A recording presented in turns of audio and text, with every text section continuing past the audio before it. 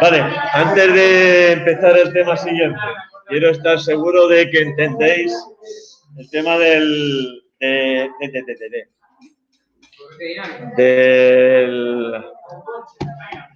no me sale ahora, la conservación del momento angular. Que quiero asegurarme de que entendéis el tema de la conservación del momento angular. Entonces, vamos a imaginar un disco.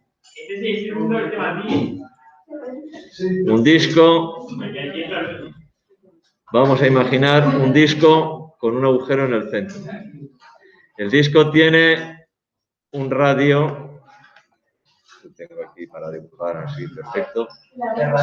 Tiene un radio, pues vamos a suponer, de 60 centímetros.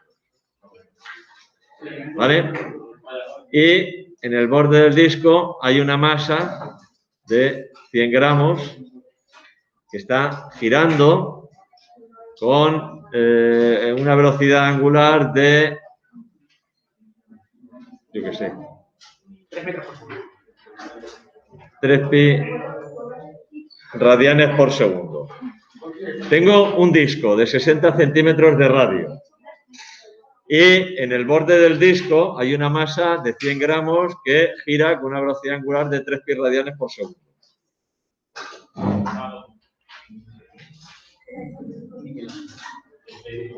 La masa está sujeta a una cuerda que pasa por un agujero que está en el centro del disco. Dime. Sí, estoy grabando y estoy compartiendo las dos cosas.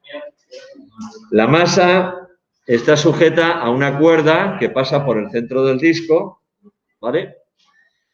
Y, bueno, pues en un instante dado yo tiro de esta cuerda, ¿vale? La masa está girando con esta. En un instante dado yo tiro de esta cuerda.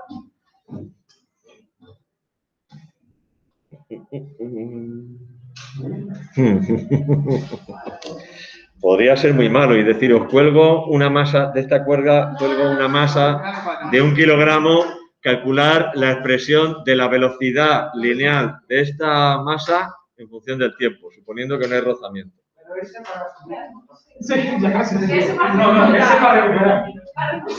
Ese para recuperar, efectivamente. Bueno, vamos a ver. Imaginaos, esto está girando con esta velocidad, a 3 pi radianes por segundo. Os lo voy a poner, en vez de como múltiplo de pi, os voy a poner 3,5 para que no salgan números tan raros. Sé por qué me gusta verte borrar, Jorge. No por otra cosa. 3,5 radianes por segundo. Mira quién se queja. En el fondo es que me gusta cuando hacéis así. Tiráis el lápiz ya hasta los huevos de todo. El cuaderno ya. Bueno, imaginaos que yo tiro de esa cuerda, ¿vale? Y evidentemente cuando tiro de la cuerda, la bola esta que está girando la traigo hacia el centro. Imaginaos que tiro de la cuerda y reduzco el radio hasta los 15 centímetros, por ejemplo. No, está girando, pasa por un agujero y yo tiro de la cuerda. Y entonces, al tirar de la cuerda, reduzco el radio. ¿Vale? Tirar hasta reducir el radio de giro a 15 centímetros. ¿Con qué velocidad gira ahora la piedra? Va más rápido, ¿no? Estamos cerca. Que va más rápido. A ver, pero esto seguro que lo habéis comprobado vosotros. Vale. Empiezas a hacer así. Cada vez va más rápido. Sí. Cada vez va más rápido. Claro, se conserva el momento angular. Se conserva el momento angular. Esto que lo hemos visto todos, no sabíamos explicarlo. Ahora sí. Vale. ¿Cuál sería la velocidad? A ver, ¿cuál es la única fuerza que se está ejerciendo sobre esta sobre esta masa. La fuerza centrípeta es la tensión de la cuerda, no vamos a tener en cuenta que yo al tirar estoy ejerciendo más tensión, pero bueno. La fuerza centrípeta, ¿vale? Es la única fuerza que se ejerce sobre esta masa que está girando, la voy a dibujar así en rojo para que se vea bien, es hacia acá, la fuerza centrípeta. ¿Cuál es la diferencia entre la centrífuga y la centrípeta? Vale, ¿cuál es el momento de esa fuerza? ¿Cuál es la diferencia entre centrífuga y centrípeta? A ver, centrípeta desde el punto de vista de un observador que se encuentra en un sistema de referencia inercial. Un observador que está viendo la piedra como gira. Yo veo la piedra como gira y digo, la piedra gira porque hay una fuerza que tira de ella hacia adentro. Es una fuerza que yo puedo explicar perfectamente. Sé quién la ejerce. Ahora, tú te montas en la piedra y tú lo que notas es que hay una fuerza que tira de ti hacia afuera. ¿Quién ejerce esa fuerza? ¿La centrífuga? ¿Pero quién la ejerce? ¿Eres capaz de explicar quién ejerce esa fuerza? Es una fuerza de inercia. Es una fuerza que surge como consecuencia de que tú estás en un sistema de referencia no inercial. Y te pegan las paredes. Ellos experimentan fuerzas centrífugas. Desde nuestro punto de vista, es la fuerza centrípeta la que les hace girar. Y cuando arrancas se va muy rápido también, ¿no? También es una fuerza de inercia. Bueno, ¿cuál es el momento de la fuerza centrípeta? Momento de la fuerza. Momento de una fuerza es el momento de un vector. Momento de una fuerza es igual a R por la fuerza. Y el módulo del momento es igual a R por la fuerza por el seno del ángulo que forma. Entonces, ¿cuál es el momento de la fuerza centrípeta?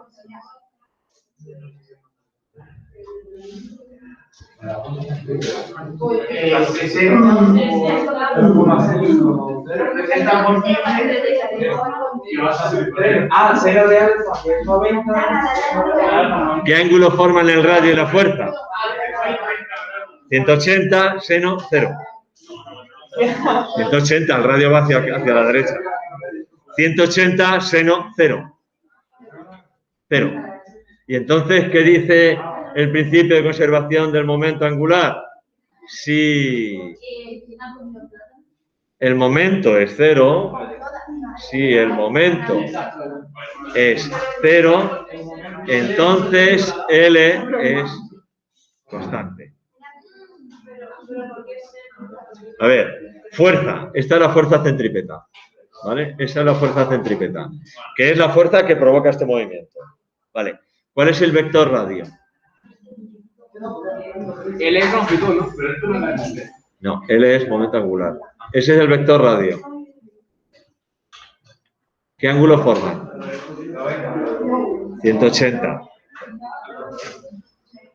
A ver, si los pongo los dos en el mismo punto, tengo fuerza centrípeta aquí y radio aquí. ¿Qué ángulo forma? ¿Cuál es el seno de 180? Por tanto, el momento de esa fuerza es 0. Como no hay momento, el momento angular se conserva. Es decir, L es constante. Si L es constante, lo es tanto en módulo como en dirección. Consecuencia de la constancia del módulo, bueno, en el caso de movimientos planetarios, que las órbitas son planas.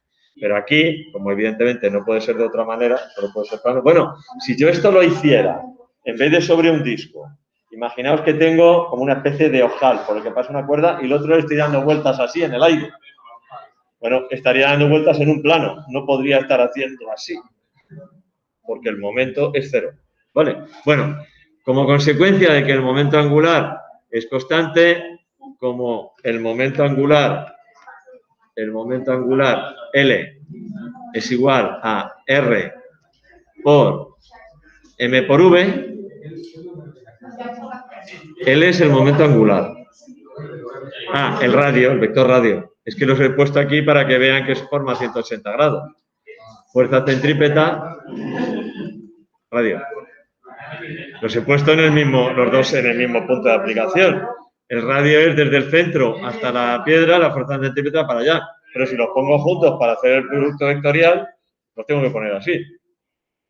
Entonces, como el ángulo es 180 grados, el seno es 0 y el producto vectorial es 0. Como no hay momento, el momento angular se conserva. Por tanto, L, que es igual a M por V por R, es constante. MVR es constante.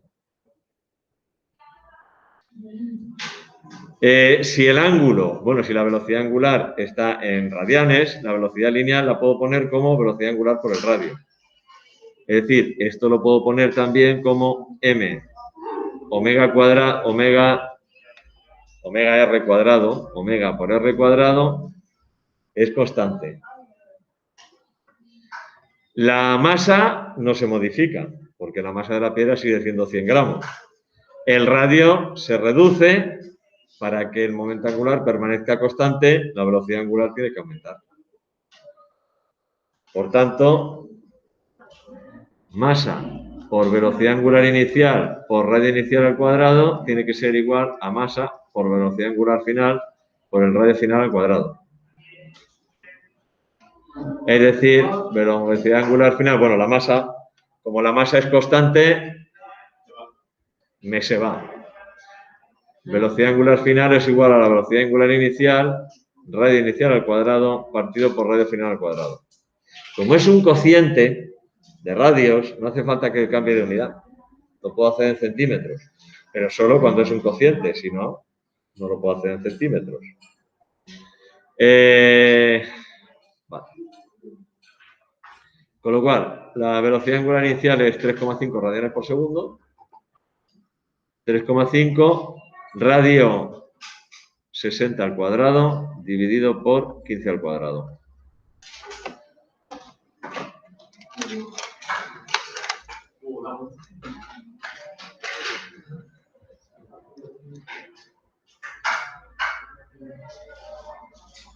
Se multiplica por 16. 56 radianes por segundo. Se multiplica por 16 la velocidad angular. Al reducir el radio, en este caso, a la cuarta parte, como va con el cuadrado del radio, reduzco a la cuarta, multiplico por 16. Sí, porque en el caso de movimiento circular, la velocidad lineal es igual a la velocidad angular por el radio.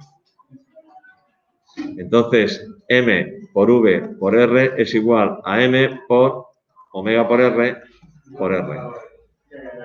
M omega R cuadrado. A este producto, masa por radio al cuadrado, es algo que se llama momento de inercia. Que os lo mencioné un poco de pasada, pero tampoco quise meterme mucho en berenjenales. Dime. La ley de que no, eso es el siguiente. En el libro viene ahí, ya lo sé. Pero es que en el libro no viene ningún tema específico de campo gravitatorio y de tal. Entonces, eso es el siguiente, que yo quería asegurarme de que esto lo habíais entendido, la conservación del momento angular, ¿vale? Cuando no hay momento, el momento angular se conserva. Y eso ocurre, explica, por ejemplo, eso, como cuando estoy jugando con el cordoncito o algo así, y el cordoncito cada vez va más rápido. O cuando lo hago al revés, cada vez más lento, porque el momento angular se conserva. Vale, y eso explica por qué cuando intervienen rotaciones los movimientos no son tan sencillos como pues, una caja deslizando por un plano sin rozamiento y una esfera de la misma masa rodando sin rozamiento, pero rodando por el mismo plano, no caen a la misma velocidad, porque interviene el momento de inercia. Y el momento de inercia, cuando se trata de una masa puntual como esta, pues es muy sencillo. Pero ¿qué ocurre cuando tengo un sólido rígido? Que tiene formas, que tal, que no sé qué, la distribución de la masa, a ver cómo es. En fin, bastante complicadito entre comillas. ¿Vale? ¿Entendido? Vale, pues vamos a aprovechar. Lo que pasa es que ya es tema nuevo y por tanto voy a irme aquí.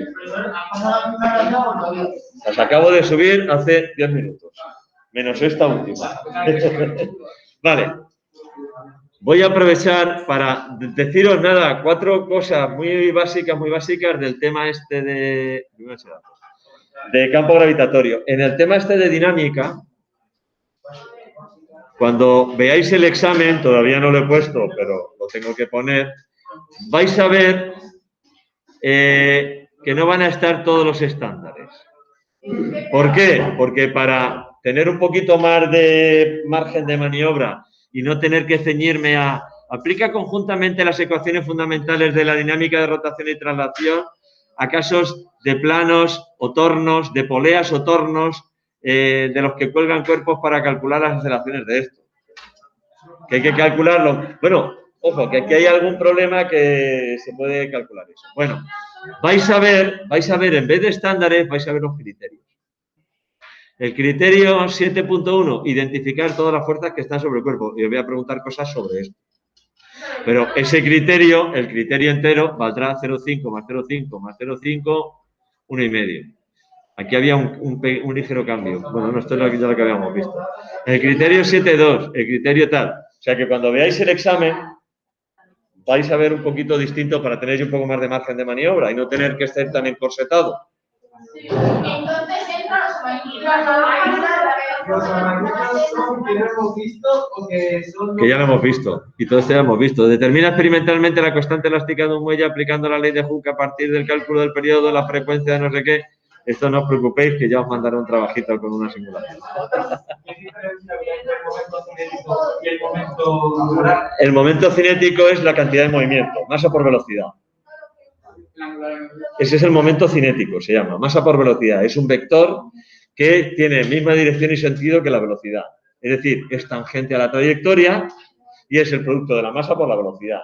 Decíamos que no es lo mismo detener un autobús a 20 km por hora que detener un balón a 20 km por hora. De alguna manera la masa tiene que intervenir. Pues interviene con el momento cinético. Lo que hacíamos era demostrar matemáticamente, todavía no sabéis derivar y entonces, vale, pues cuando ya sepáis derivar, se os va a abrir, va a decir, ¡ahí va!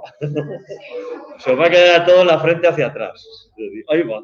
Hemos empezado hoy en matemáticas. Bueno, pues cuando yo derivo una constante, la derivada es cero. Entonces, al hacer la derivada del momento cinético, demostrábamos matemáticamente que la derivada del momento cinético es igual a la fuerza. Es decir, derivada de P con respecto al tiempo es igual a fuerza. Si la fuerza es cero, la derivada de P con respecto al tiempo es cero, por tanto P es constante. Y lo aplicábamos al choque entre cuerpos, al choque inelástico. El momento cinético se conserva, porque no hay fuerzas externas. Había un ejercicio en un libro que eran dos masas que están sujetas por un muelle y con una cuerda las he sujeto y el muelle está comprimido. Y corto la cuerda y a ver cómo se desplazan. Es conservación del momento. Porque no hay fuerzas externas. Lo único que hay es una fuerza que es del propio sistema de las dos masas, en el muelle. No hay ninguna fuerza externa. Entonces, conservación del momento cinético. Y luego, si en vez de derivar, que es haciendo el intervalo cada vez más pequeñito, lo que hago es decir, incremento de P partido por incremento de tiempo, ese incremento de tiempo lo paso al otro lado multiplicando y lo que tengo es que fuerza por incremento de tiempo es igual a incremento de P, variación del momento cinético. Y a esa magnitud, fuerza por tiempo, la llamaba impulso, impulso mecánico.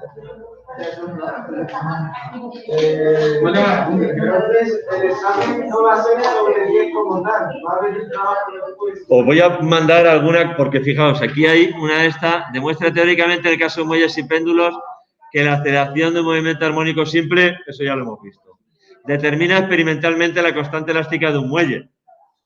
Esto, ¿qué quieres que te diga? Os voy a mandar a hacer una simulación si es medio punto. Y ya está. Que cuanto más trabajo, mejor. Porque luego, había uno que era el péndulo, ¿verdad? Lo del péndulo ya os lo mandé. Vale. Profesor. ¿De impulso? Sí, tenéis de impulso. Sí que tenéis de impulso. Profesor.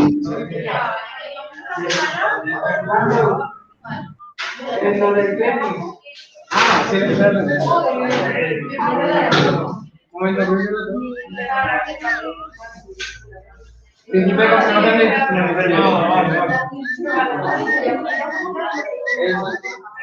Impulso.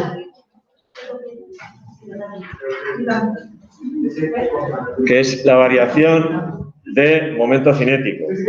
Claro, si en el caso de la pelota de tenis va en un sentido y luego va en otro, es final menos inicial, con lo cual se suman, además. Y eso es igual a fuerza por tiempo.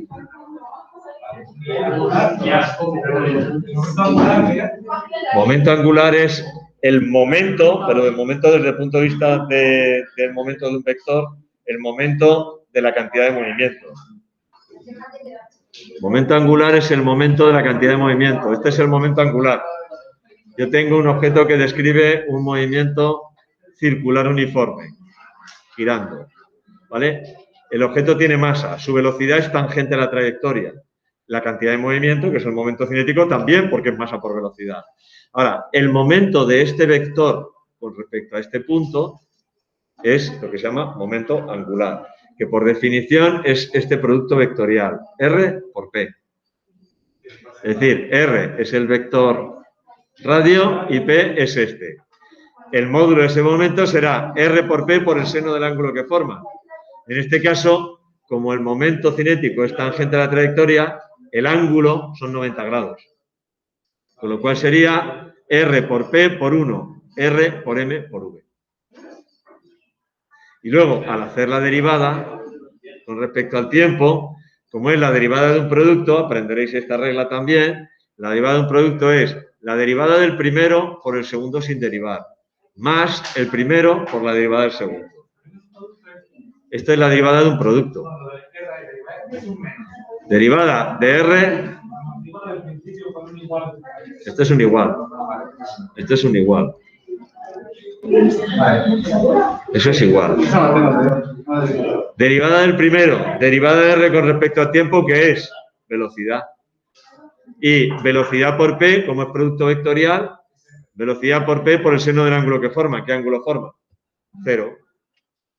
Velocidad y P forman 0 grados. Entonces, este término de aquí es 0. Y luego, R por la derivada de P con respecto al tiempo es R por la fuerza. Es decir, momento de la fuerza. La derivada de L con respecto al tiempo es el momento. Si el momento es 0, L es constante. La patinadora, la pelotita esta que hemos visto, etcétera, etcétera, etcétera. ¿Vale? Bueno, os decía que el tema este que tenemos que empezar... ¿Esto qué es? El tema este que tenemos que empezar, el tema va a ser con un trabajo, pero os voy a contar dos cositas básicas. Luego ya se me ocurrirá el título para el trabajo y cómo hacer aprovechar los trabajos para mejorar vuestras medias. Siempre os lo digo, ¿vale? ¿Cómo se llama el tema a todo esto? Vale. Bueno, hay una parte que es análisis dimensional, que está en este tema. Y luego, trabajo de tecnologías de la información y comunicación en trabajo científico, fuerzas centrales, interacción gravitatoria, ley de gravitación, ley de Kepler, interacción electrostática y ley de Coulomb. Es decir, sobre la ley de gravitación universal, la ley de Coulomb, y hemos metido aquí un tema que es el análisis dimensional, que os contaré también un poquito en qué consiste. Vale. Pues voy a empezar por ahí. Voy a empezar. Este tema es fuerzas centrales. Fuerzas centrales.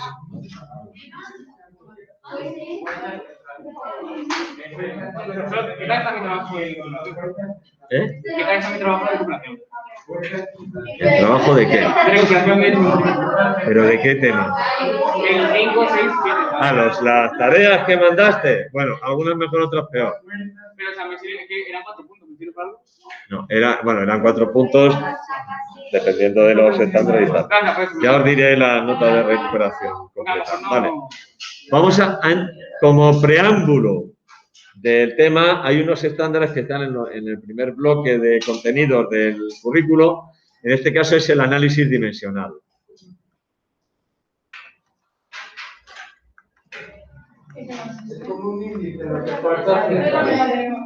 Análisis dimensional. Esto es un preámbulo que no está en el libro vuestro. Bueno, igual en el tema 0 o en el tema 1 igual está.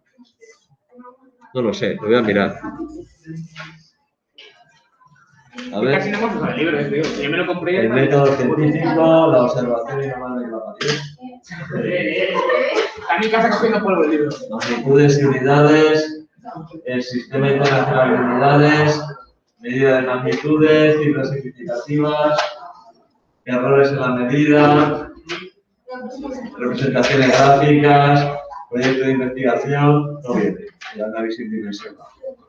La materia de los átomos, pero está como parte del currículo análisis dimensional. Entonces, ¿qué es esto? Bueno, a ver, sabemos que en el sistema internacional o un sistema de unidades es un conjunto de unidades básicas junto con las relaciones que existen entre ellas, los múltiplos, submúltiplos, etcétera, etcétera, etcétera. En nuestro caso, el sistema que utilizamos es el Sistema Internacional de Unidades. En el Sistema Internacional de Unidades hay 7 magnitudes que se consideran básicas o fundamentales, que son magnitud, masa, longitud, tiempo, Capacidad. volumen es derivada. Masa, longitud, tiempo, temperatura termodinámica, Cantidad de materia. intensidad de corriente, intensidad luminosa,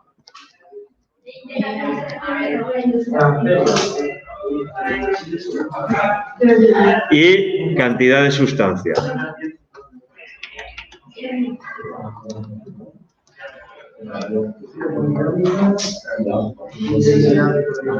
Este es el conjunto de magnitudes fundamentales definidas en el Sistema Internacional de Unidades y son fundamentales o básicas porque no dependen de ninguna otra. Todas estas que habéis dicho, volumen es una longitud al cubo, luego es derivada, no es básica. Velocidad es una longitud partida por un tiempo, luego es derivada, no es básica. Aceleración, una longitud partida por un tiempo al cuadrado. Fuerza, una masa por una longitud partida por un tiempo al cuadrado. Y así, absolutamente todas las que se os ocurran son, que no sean una de estas 7, son derivadas. Absolutamente todas.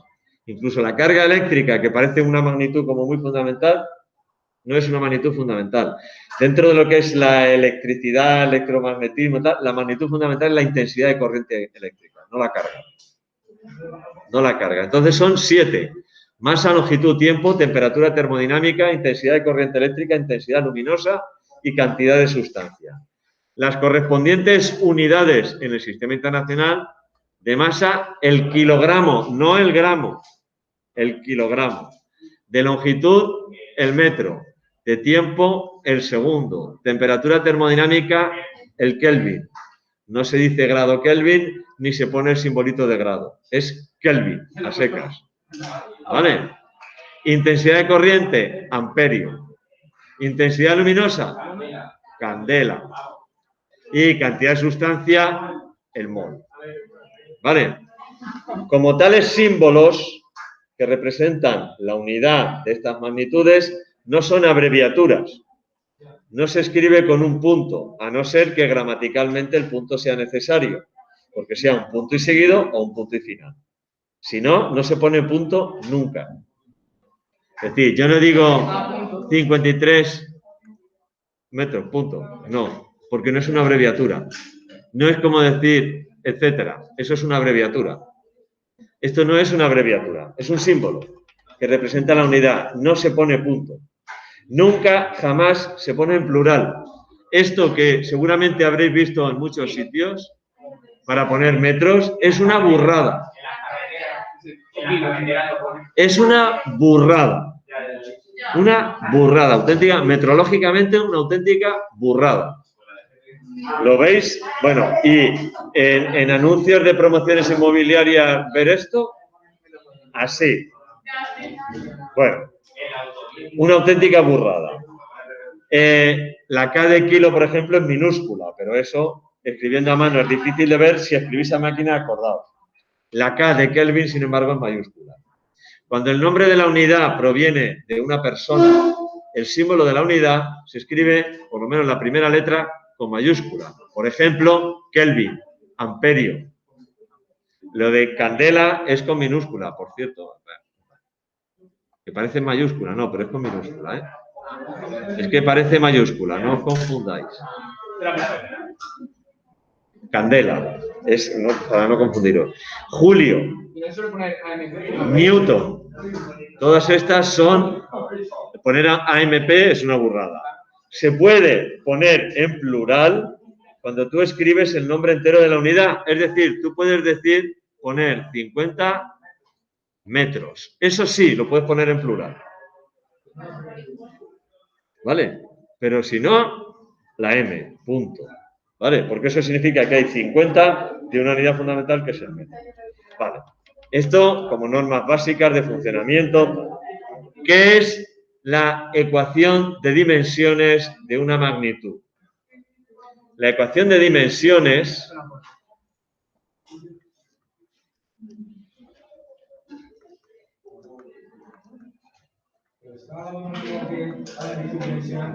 ¿dime? Sí, estamos, no, está dentro de análisis dimensional. Ecuación de dimensiones es la ecuación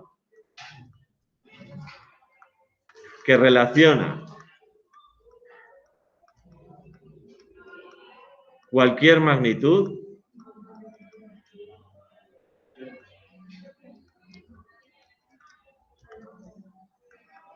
con las magnitudes, no sé si la llama fundamentales o básicas, el sistema internacional. Lo voy a decir. Os lo voy a decir ahora mismo. Os lo voy a decir ahora mismo. Mira, este documento que tengo, igual hasta os lo paso. No lo tengo aquí, me parece raro. Aquí, mira, si lo tengo aquí en el escritorio. Boletín Oficial del Estado. Boletín Oficial del Estado, 18 de febrero de 2010. Hay unas correcciones a una tal de no sé cuántos del boletín oficial por el que se adopta el Sistema Internacional de Unidades Básicas, la llama. El Sistema Internacional de Unidades, que es el sistema legal de unidades en España. Unidades básicas de longitud, masa, tiempo, corriente eléctrica, temperatura termodinámica, cantidad de sustancia, intensidad luminosa. Metro, kilogramo, segundo, amperio, Kelvin y mol. M, kg, S, A, K, mol, CD de candela con minúscula. Las definiciones de lo que es un metro. Un metro es la longitud del trayecto recorrido en el vacío por la luz durante un tiempo de 1 partido por 299.792.458 de segundo. Esto es, antes se definía como la 10.000.000ª parte del cuadrante meridiano terrestre que pasa por París. Ahora ya se utiliza algo que es invariante, que es la velocidad de la luz en el vacío. El metro es la distancia que recorre la luz en una fracción de 1 partido por 299.792.458 de segundo. De ahí resulta que la velocidad de la luz es 299.799.458 metros por segundo. Y, de acuerdo con la teoría de la relatividad, es lo único constante que hay en el universo. Como el tiempo no es constante y el espacio tampoco, no puedo definir el metro con arreglo a un patrón físico, que no es constante, cuya longitud depende de la velocidad con la que se esté moviendo. A velocidades próximas, a las velocidades muy lejanas a las de la luz no se nota, pero a velocidades próximas a las de la luz sí. Entonces, la velocidad de la luz sí que es constante. Define la unidad de masa. Esta es de las pocas que quedan todavía referidas a un patrón que se hizo en su día, que se adoptó en la Conferencia Internacional de Pesas y Medidas de 1901. Y está en la sede de la Conferencia Internacional que está en París. De esta masa patrón, que es la primera, se hicieron 4 o 5, que son los siguientes en lo que sería la cadena de trazabilidad de los patrones.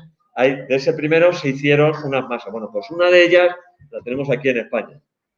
Uno de los segundos. A partir de esa, se tienen que calibrar. Cuando tú calibras en un laboratorio una calibración seria de una masa, tienes que tener trazabilidad hasta el patrón de París. Es decir, esto se ha calibrado con esto, que se ha calibrado con esto, que se ha calibrado con esto, que se ha... Y la incertidumbre de calibración de cada uno de ellos era tal. ¿Y por qué los americanos no siguen? utilizan otras cosas, pues son así de raritos. Sí, porque vienen de los ingleses, y los ingleses no saben ni conducir, si van por la izquierda. Bueno, el tiempo, fijaos, la unidad de tiempo se refiere a una radiación correspondiente a la transición entre los niveles hiperfinos del estado fundamental del átomo de cesio. Por eso, los relojes atómicos, los relojes de cesio, son los más precisos que hay. Tienen una precisión exagerada. De hecho, la teoría de la relatividad y lo de la dilatación del tiempo se ha comprobado. Se cogieron dos aviones, se cogieron dos relojes de cesio súper precisos y perfectamente sincronizados. Se montaron cada uno de ellos en un avión y los aviones viajaron en sentidos opuestos alrededor de la Tierra. Dieron una vuelta completa alrededor de la Tierra. Cuando volvieron a juntar los relojes se habían desincronizado. Una millonésima de segundo, pero eso en un reloj de cesio es que se ha desincronizado. Bueno, pues aquí vienen todas las unidades, las definiciones de todas las unidades fundamentales. Las unidades derivadas. ¿No te oigo? Bueno, pero se demostró. Unidades derivadas. Por ejemplo, el volumen, metro cúbico, es derivada porque es una longitud al cubo. Vale, aquí vienen un montón de unidades, un montón de cosas, derivadas coherentes con nombres y símbolos especiales. El radián, que es la unidad de ángulo plano, pues tiene 12 páginas. ¿Lo puedes pasar luego? Unas cuantas cosas que yo he ido subrayando por ahí. Vienen también presión, etcétera. ¿Dónde está? Que lo he pasado, me lo he pasado. Vienen también otras cosas como, por ejemplo, aquí, los múltiplos y submúltiplos. Empieza en zeta, iota, zeta, hexapeta, tera, gigamela, gigamega, kilo, hectodeca, y hacia abajo, deci, centimili, micro, nono, pico, cento, alto, yocto, cepto. Cepto, yocto, perdón. Los múltiplos y submúltiplos y sus significados. Bueno, todo esto está ahí. Sí, pásalo luego que lo leemos. Esto lo puedo pasar, no, si lo queréis, lo paso. Bien, entonces, ¿qué es una ecuación de dimensiones de una magnitud determinada? Es la ecuación que me relaciona esa magnitud derivada con las magnitudes básicas. Hemos dicho que lo llama básicas, magnitudes básicas. Vale, cualquier magnitud la relaciona con las magnitudes básicas. Realmente, una ecuación de dimensiones tendría que tener masa, longitud, tiempo, temperatura, intensidad, tata. Pero nosotros lo vamos a reducir a 3. Vamos a escribir la ecuación de dimensiones, ponemos el símbolo de la magnitud entre corchetes y luego decimos masa, longitud, tiempo, elevado cada uno de ellos a un correspondiente exponente. Si la magnitud en cuestión no depende de una de esas derivadas, pues entonces el exponente tiene que ser un 0. Por ejemplo, ¿cuál es la ecuación de dimensiones de la magnitud área? Área o superficie. Pues sería masa 0, longitud 2, tiempo 0. No depende de la masa, no depende del tiempo, depende de la longitud. Y un área, una superficie, es una longitud al cuadrado. ¿Cómo se calcula la superficie de un rectángulo? Base por altura. De un triángulo, base por altura partido por 2. Perímetro por apotema. Sí, partido de...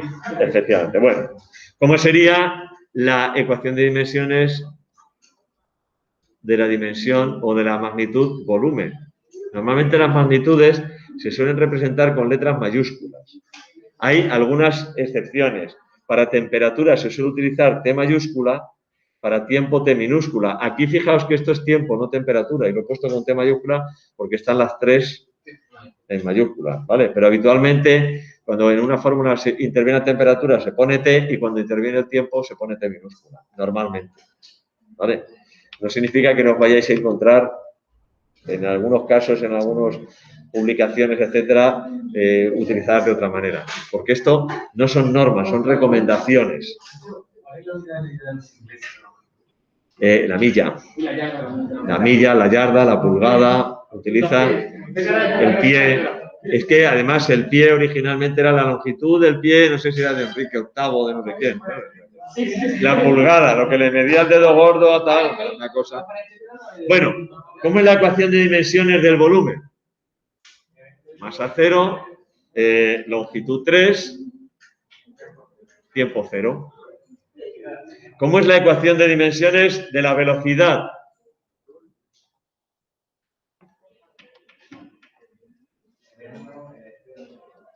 Ojo que también se representa por la letra V. Pero en este caso es muy común representar la velocidad con V minúscula. Nada.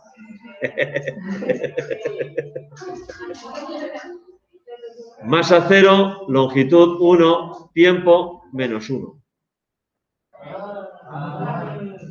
¿Vale? Longitud partido por tiempo. Esto es la ecuación de dimensiones. Y no se puede medir en alguna de las tres. ¿No se puede? Medir en ninguna de las tres. ¿Qué pasa? Que si no se puede medir. Sí, en ninguna de las tres. ¿Alguna magnitud que no dependa de ninguna de las tres? La carga eléctrica, pero como no vamos a hacerlo para carga eléctrica, bueno, y también depende del tiempo y la intensidad de corriente. Pero bueno, es que para los efectos prácticos, para lo que nos interesa a nosotros, con estas tres es suficiente. Vale. Bien, ¿en qué consiste el análisis dimensional? Es una herramienta muy potente que sirve para determinar, por ejemplo, la relación que existe entre una magnitud y las magnitudes derivadas y poder calcular relaciones entre variables que se han obtenido en determinados experimentos. Se puede utilizar de muchas formas. En general, siempre se tiene que cumplir en física, es decir, cualquier fórmula o ley física tiene que ser dimensionalmente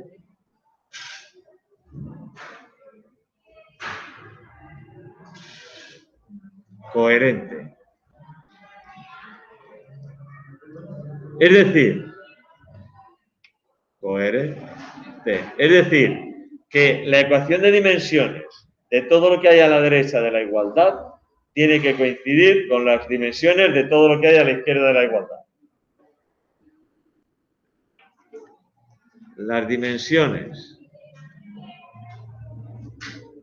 de ambos lados de la igualdad deben coincidir.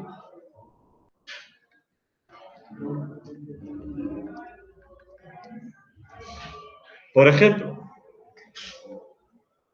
ecuación de los gases ideales. P por V igual a N por R y por T. ¿En qué unidades se mide la presión? Pues cuando trabajamos con gases, por ejemplo, ¿en qué unidades se mide la presión? En atmósferas. ¿En qué unidades medimos el volumen? En litros. La L de litro se puede escribir mayúscula o minúscula, a gusto del consumidor. Yo normalmente cuando la escribo a mano la escribo con minúscula, L. Y a máquina la pongo con mayúscula, porque a máquina la L minúscula se puede confundir con una I o con un U. Por eso se deja poner L mayúscula. ¿Vale? ¿El número de moles en qué unidades se mide? En moles. ¿Y la temperatura? En Kelvin. Entonces, ¿en qué unidades tiene que estar R para que eso sea dimensionalmente coherente?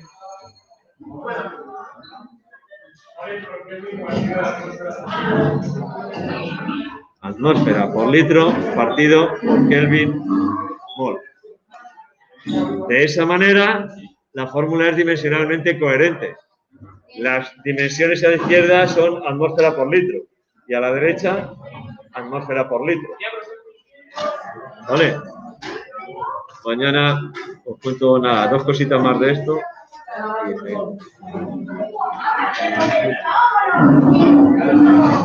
Profesor, cuando digo, chocan, lo que hace que se separen. ¿El qué? Cuando dos objetos se chocan, lo que hace que se separen. ¿Cuando dos?